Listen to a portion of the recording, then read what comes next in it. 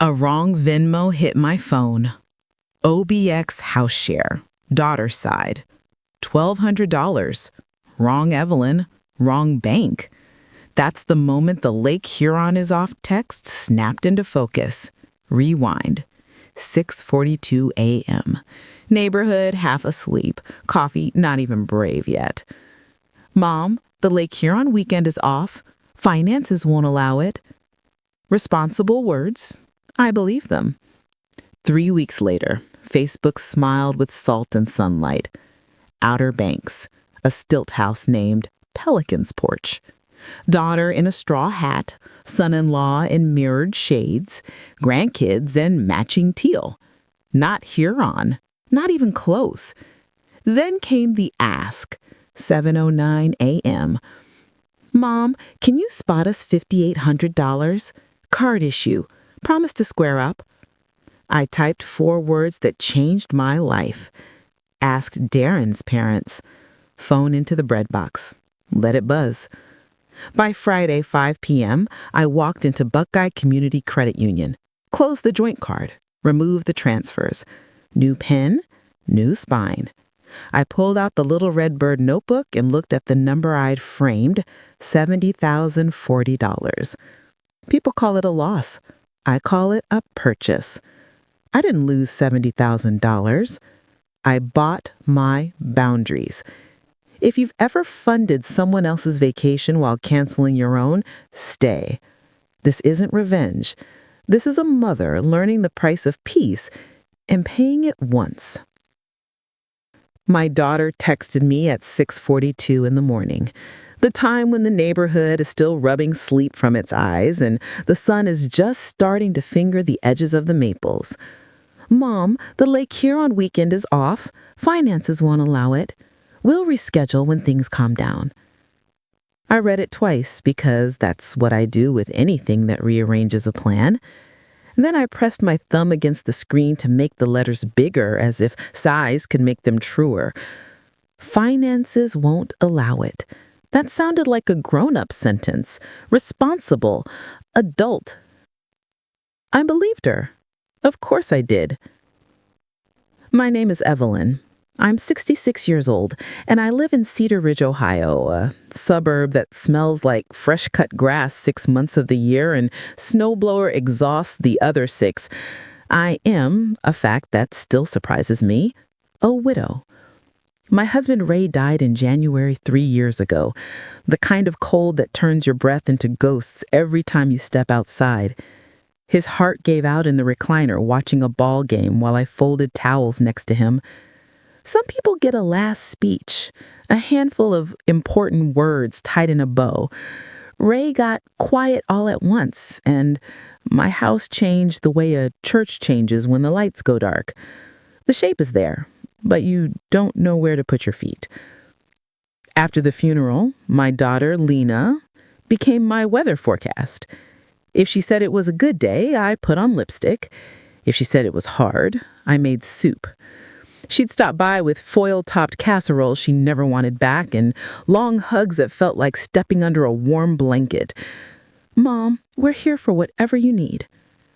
And when they needed something, I opened my wallet the way you put out your hands when a baby leans in to be picked up.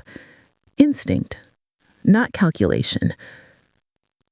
That morning, Lake Huron is off. I put the phone face down beside my mug. I sipped my Maxwell House and watched suns stripe the laminate countertop. I thought about the list I keep taped inside the pantry door, the one that says, things that make me leave the house in my handwriting, like a dare. Water aerobatics, the senior center chair yoga, choir practice, Margot's Tuesday book club, even when I haven't read the book. I added a little square to the corner that said, reschedule cabin, and I made it tidy with a black pen. If you're listening to this thinking, she should have known, let me tell you the truth about love. It sounds exactly like your own voice. If you talk yourself into a thing gently enough, you can nap on top of it like a cat.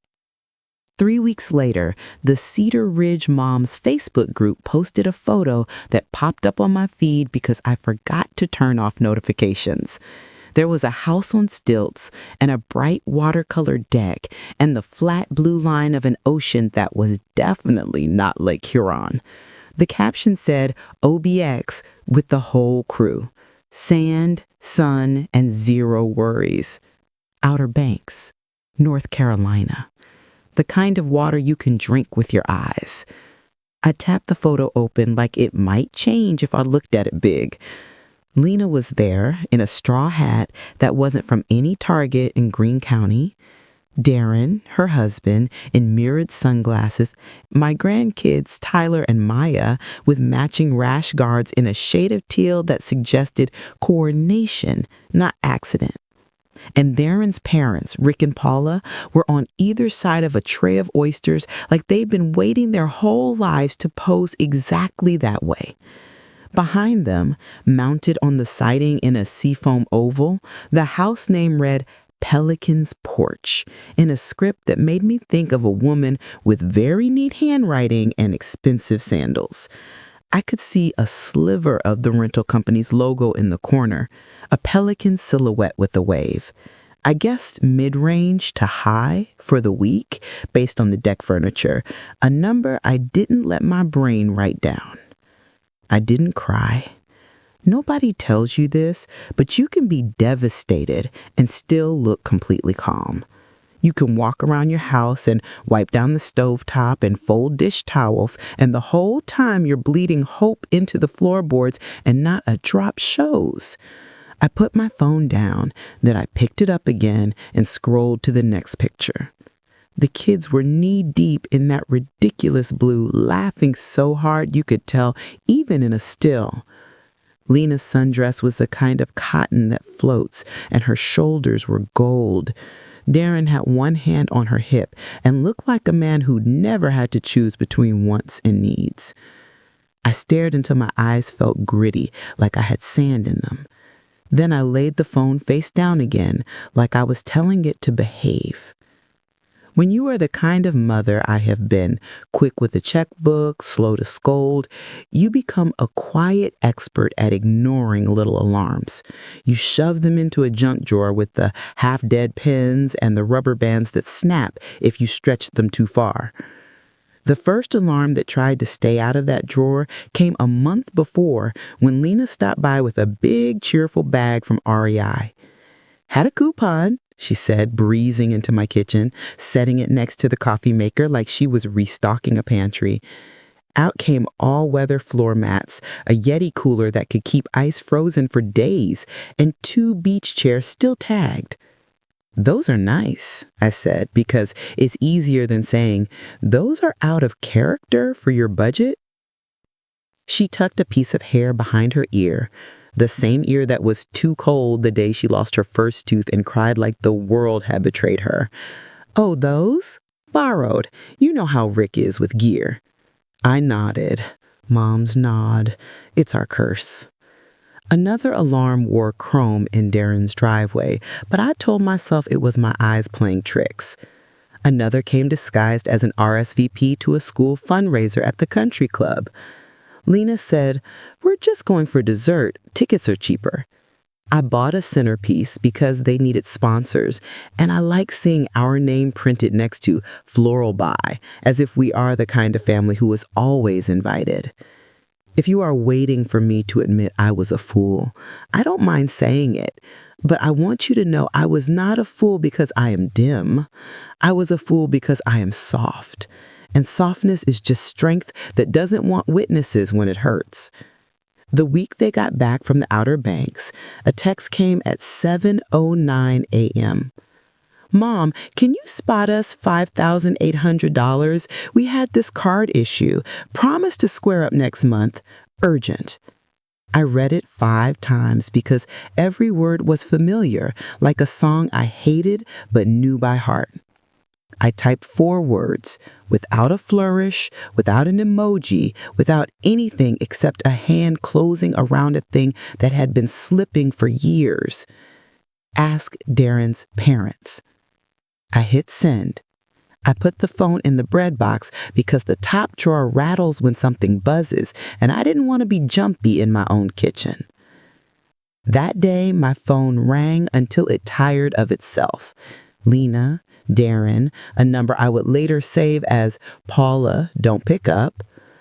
The house was so quiet that I could hear the fridge motor hum in the gaps between calls. I made oatmeal and ate it in 3 slow bites and rinsed the bowl. Then I put on clean jeans, slipped my wallet into my purse, and drove to the Buckeye Community Credit Union because I knew if I didn't move, the old habits would find me like wolves.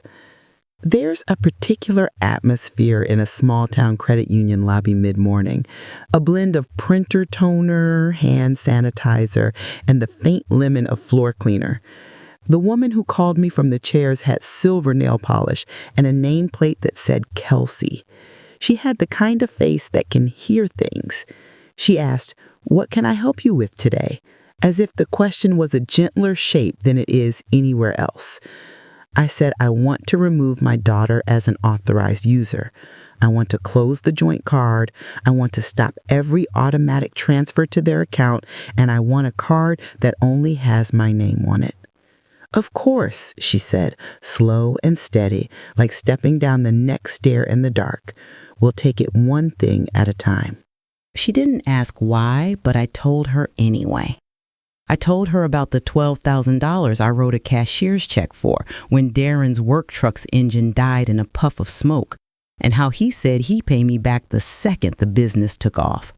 I told her about the $4,200 braces from Maya, because the orthodontist said we had a window and I didn't want my granddaughter to feel embarrassed every time she smiled. I told her about the marching band fees for Tyler over 2 years, $3,600 when you added shoes and trips and the jacket he outgrew after he had that growth spurt. I told her about the $9,000 roof repair that apparently stopped leaking before any damage ever happened because I never saw a stain and nobody ever fell in the kitchen. I told her about the $5,000 retainer for a custody attorney for a friend of Lena's that never turned into a case, and the 2 $7,500 tuition gaps because financial aid changed at the last minute. I told her about little bills that bleed like a paper cut, $200 here, $100 there, because the kids had a field trip, or the fridge broke, or the dog needed surgery, or the Christmas list got too honest. Kelsey slid a paper across the desk, a form where you fill in names and account numbers. "Do you have a total?" she asked, not for her, but for me. I pulled out the spiral notebook from my purse. It has a cardinal on the cover, because I like them better than the Buckeyes, and because redbirds remind me of Ray. He used to say that cardinals were Ray's mother keeping an eye on us, and I would roll my eyes because I don't believe in that sort of thing. I believe in lists. On the last page, I had drawn a square around a number, because if you're going to write your mistakes, you might as well give them a frame. $70,040, not counting casseroles or cab fares or my tithe that got smaller when the kids needed me more than the church, not counting the 15 little Christmases at my house where the gifts were labeled from Santa, but the receipts were in my checkbook. Kelsey's eyes did not get wide, and that way people can make you feel small. She nodded like I had said a normal thing. "Okay," she said, "we'll get this done." I signed my name until it looked like it belonged to somebody else and felt at the same time both the ache in my shoulder and a heat in my chest that felt like a pilot light catching. By the time I walked out into the noon sun, I had a new card in my wallet, a fresh pen in my head, and no electronic path leading from me to Lena. On the way home, I drove right past Linda's diner, even though it was Meatloaf Thursday and the parking lot was full of pickups and doctor's cars with the same grime on them, which always makes me feel like the town is honest.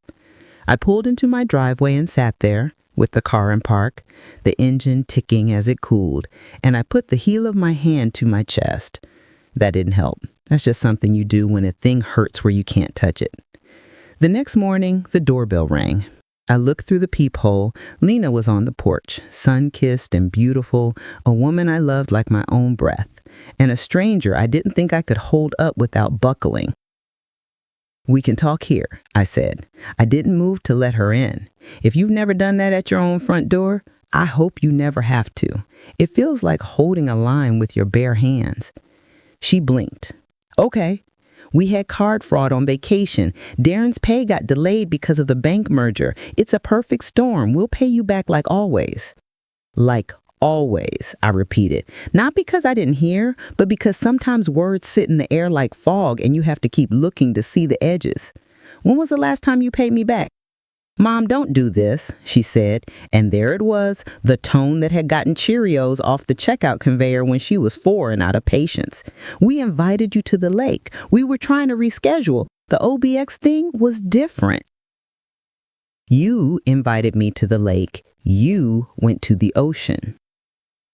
She glanced past me into the house, like the facts might arrange differently if she could see the couch. That was a surprise from Rick and Paula. We didn't want to rub it in. I thought you'd be hurt. I am hurt because you lied. Then you asked for money. She put one hand on her hip, my hand, my hip, and her voice got hard around the edges.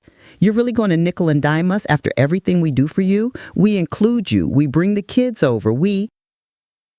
Those aren't payments. Those are visits. The wind chime did its little tinkle like someone was trying to lighten the mood and failed. Somewhere on the next street over, a mower started, that steady hum that says somebody's keeping things neat even when life doesn't deserve it. A cardinal clicked in the maple like ticking a metronome. Lena, I said, and my voice wasn't a weapon. It was a locked door. There will be no more loans, no more transfers, no more joint anything. I love you. I am done financing you. She took a breath like she was about to dive into cold water. You'll die alone, she said, but she didn't look at me when she said it. I already was, I said, and I closed the door as gently as anyone has ever closed anything. I leaned my forehead against the wood for a minute. Then I took a breath. I went into the kitchen and rinsed out the coffee pot and let the water run too long because the white noise was calming. I ate toast, which tasted like nothing, and I changed the sink sponge because it seemed like the right kind of improvement for the day. I pulled weeds and dirtied my knees and read 3 chapters of a book where nobody asks anybody for money, but a lot of important things are said in rooms with crown molding. I went to chair aerobics at the senior center and raised my arms to 80s music with 3 ladies who all were different shades of lavender. Connor, who runs our watercolor class, said my barns were less crooked, and I made a note to tell him that old women are allowed to flirt back and forth with young men as long as everyone knows it's a joke. Then a little bell rang inside me that wasn't a bell I couldn't ignore. A neighbor I barely know from 3 cul-de-sacs over sent a Venmo request to the wrong EC. OBX house share, Lena's side, $1,200. My stomach went cold and then hard. It wasn't surprise, it was proof. It wasn't a perfect storm, it was a budget. It was an assumption with my name on it. I returned the request with a note. Wrong Evelyn and wrong bank. I didn't add anything sharp. I didn't need to. That night, a new number called and left a voicemail. "This is Rick," it said, Darren's dad.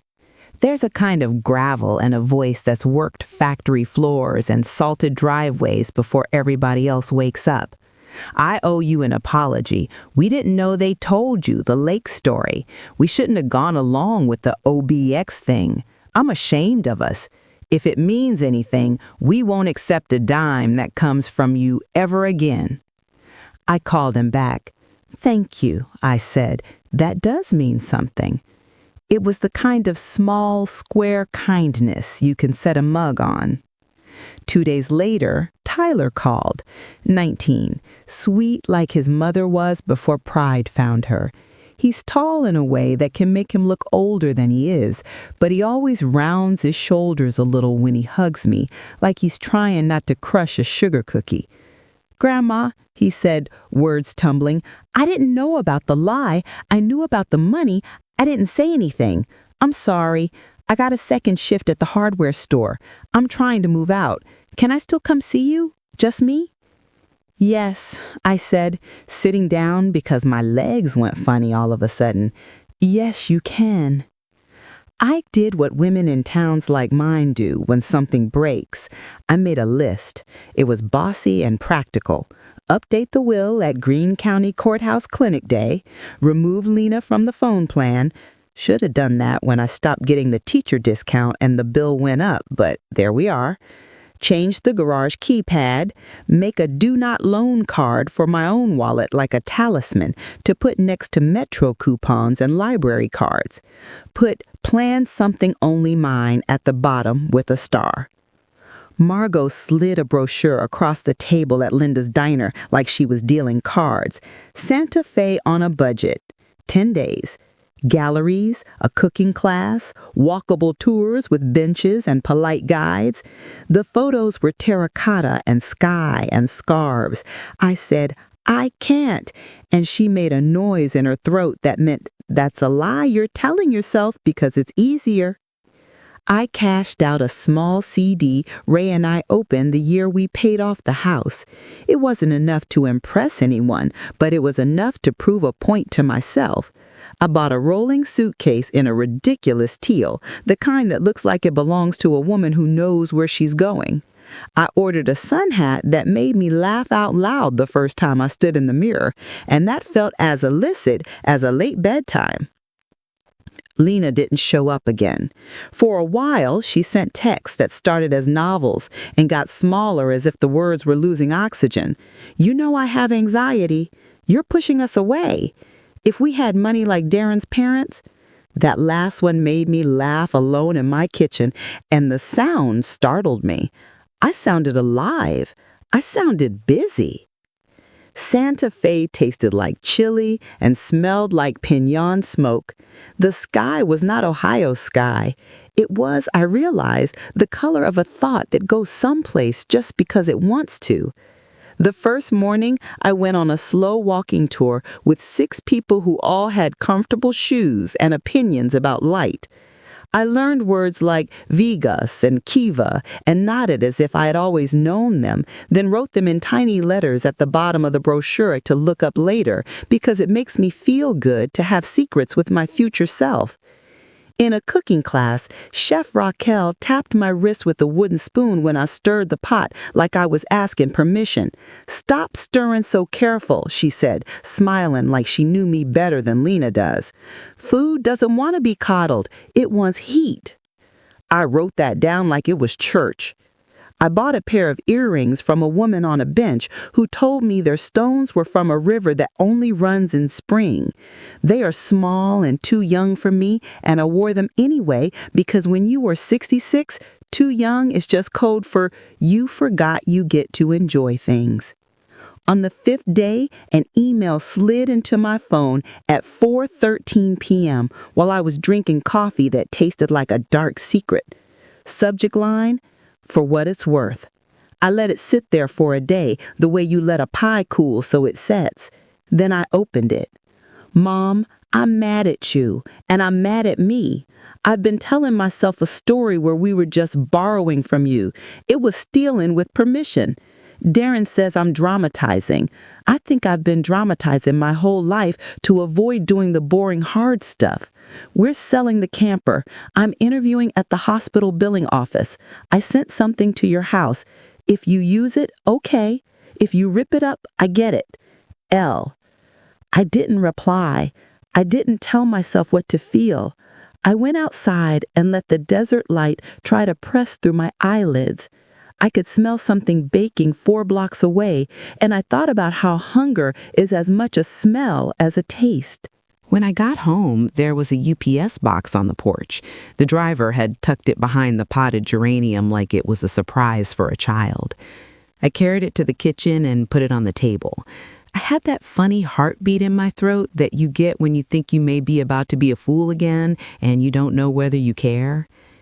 Inside the box was a check for $3,000 with a memo that said, Payment 1 of many, written in Lena's handwriting from the year she learned to make the curly Y and never changed it. Under it was a stack of old birthday cards I'd given her over decades, my handwriting slanted, raised scrawl on 2 of them where he'd written more than his name because it was a year he felt poetic. At the bottom was a photo I'd never seen. Me at 21 on a picnic blanket, a goldfish bowl between Ray and me as a joke, his hand on my knee like we were the only people who ever figured out love. On the back, in smaller letters, Lena had written, "I forgot who my mother is. I'm trying to remember." I did not cash the check that day. I slid it in the junk drawer with the rubber bands and the masking tape and the takeout menus. Trust doesn't microwave. I made chili. That's my answer to most problems that require time and strangers. I invited Margot, Connor, and Pastor Liz over, and we ate with our knees touching TV trays and watched Jeopardy and yelled answers like it mattered. At one point, Connor looked at me and said, "You're loud tonight." And I realized I had been speaking in quiet for 3 years and I was out of practice. Tyler came over 2 days later for meatloaf lessons because Ray used to make it like it was a family tradition, crushed saltines and way too much ketchup. He towered in my kitchen in a way that made me want to hand him an anchor. I wanted to say, "You're gonna be okay," but I knew men his age hear that as "go without me." Instead, I handed him the mixing bowl and said, "Work it until you think it can't take another thing, then add a little more salt." That's how you keep a boy standing where he's planted without telling him you want him to stay. Before he left, he slid a folded paper across the table, a $60 receipt from the hardware store. On the back, in block letters, he'd written, "I paid this one." It was nothing. It was everything. It was a kid telling a grown-up, "I see what this costs." Rebuilding with Lena was not a movie montage. It wasn't music and quick cuts and me smelling out a window in different sweaters. It was paperwork and pauses. It was a check in the mail at the end of the month, sometimes $500, sometimes $300, and once zero, with a note that said, "I'm not gonna lie, it's tight." I didn't respond to that one. I responded to the one that said, "I'm at week 4 in therapy and my counselor says I'm spending to prove a point I don't actually believe." I wrote back, "I think that sounds right." I kept a line in my notebook for money received that will never catch the other column. That's okay. Money doesn't apologize. People do. In April, when Ohio remembered how to be generous, I went to Hocking Hills with the women from Watercolor. We hiked like a clumsy parade, stopping at every bench, taking pictures of ferns like we had invented green. At the end of the day, we ate pie at a place where the parking lot is equal parts pickup and minivan, and I watched a little boy hand his mother a dandelion with the ceremonial gravity of a head of state. On the drive back, I stopped at Greene County Courthouse, where the floors echo no matter what kind of shoes you wear, and sat in a little office with a volunteer lawyer who runs a clinic for people like me. We updated my will so it said what my life was finally saying out loud. No more loans, no more pretending. Love given freely, not rented by the hour. I initialed everywhere and signed in the big box at the end and left the building feeling like I just put the correct labels on boxes that had been stacked in the wrong room for years. That summer, I finally went to Lake Huron like we'd planned, only this time I went with Margot. We stayed in a cheap cabin that smelled like pine cleaner and coffee. We ate deli sandwiches on the pier and watched a storm muscle in from Canada. I thought about how the lake is humble next to the ocean. It doesn't brag. It just does its job. Hold what it can, let the rest go. The texts from Lena changed. They stopped sounding like bills and started sounding like a person working. Just finished orientation, made it through the week, paid the electric on time. She did not try to make me feel responsible for her success any more than she had tried to make me feel responsible for her failures. That felt like a miracle bigger than my small church likes to promise. Or maybe it was exactly the kind of miracle my church likes, the kind where a stupid, stubborn heart gets a little wiser. When people ask how I did it, there's a part of me that wants to give them a list because lists look like magic if you squint, but the truth is messier and meaner and kinder than that. I did it because I got a Venmo request with the wrong name. I did it because a young woman at a credit union did not look at me like I was dumb, just like I was done. I did it because my grandson wanted to learn how to make meatloaf the way his grandpa did and wrote, "I paid this one" on a receipt. I did it because a cooking teacher told me to stop coddling the soup. I also did it because I started to hate the sounds I made inside my own head. If you could have heard the way I spoke to myself the morning I saw the OBX photo, "Don't be dramatic, Evelyn. Don't be petty. Don't you dare be the kind of mother who counts," you'd know that I didn't have anybody left to bully but me. And I guess I finally got sick of being the woman who lets everybody borrow the expensive sugar and doesn't bake herself a cake. The first time Lena came back to my house after everything, after the door, after the list, after Santa Fe, we did not talk about money for an hour. We talked about the weather, the way Maya's coach favors his daughter, the cat Paula rescued that apparently hates everyone but Rick. We sipped iced tea because I insist on using the real sugar, not packets, and Lena sat in the chair Ray used to love like it might not hold her. Then she said, "I'm trying to learn what your no sounds like before I put you in a position to have to say it." I wanted to tell her that my no was 4 words sent at 7:09 a.m., that my no has a PIN number now and a lock on the garage, and 2 girlfriends who will stand in my kitchen and say, "We don't do that," if they hear me go soft where I shouldn't. Instead, I said, "It sounds like me." She nodded, and her face softened the way people's faces do when they stop pretending the good thing is something else. In September, we had dinner at Linda's Diner, and I ordered the pot roast like always. Lena picked at her salad and told me about her new manager, who wears sneakers with his suit and says things like "circle back" like he invented it.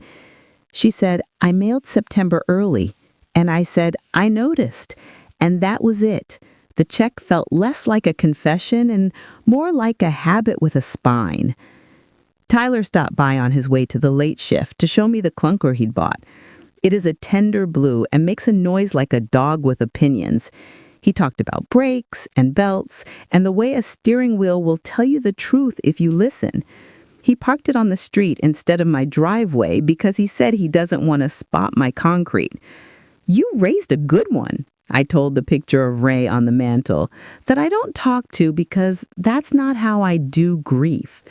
But sometimes I look at the picture and say things anyway, like I'm writing them on a napkin and folding it in half and tucking it into his suit jacket pocket.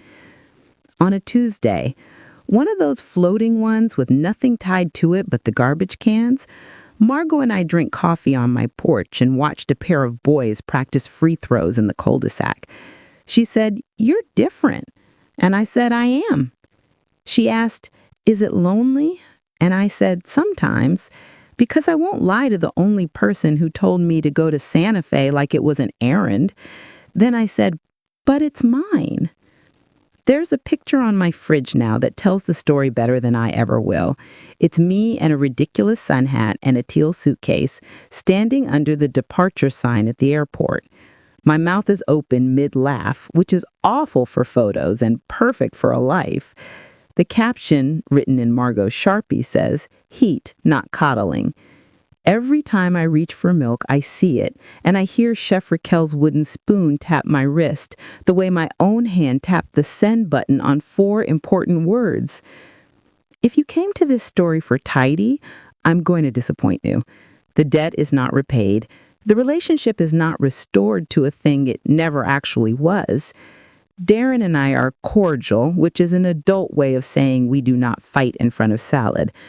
Paula and I text pictures of cats without comment because sometimes all you can give each other is something that didn't ask to be born and doesn't owe anybody anything.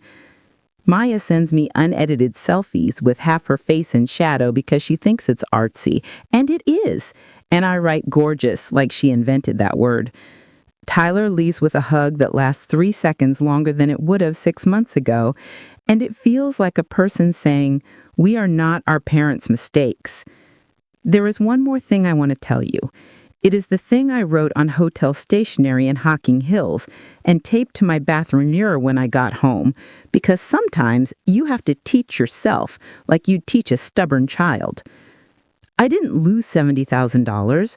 I bought my boundaries. I'm allowed to love people without financing them. Freedom is never marked down. Pay full price and wear it out. I still cry sometimes, standing at the sink when the light hits the faucet just right. and the house is too quiet, and I am remembering the sound of Ray clearing his throat before he said something that mattered. On those days, I wash the good mixing bowl and set it to dry upside down and listen to the cardinal click in the maple.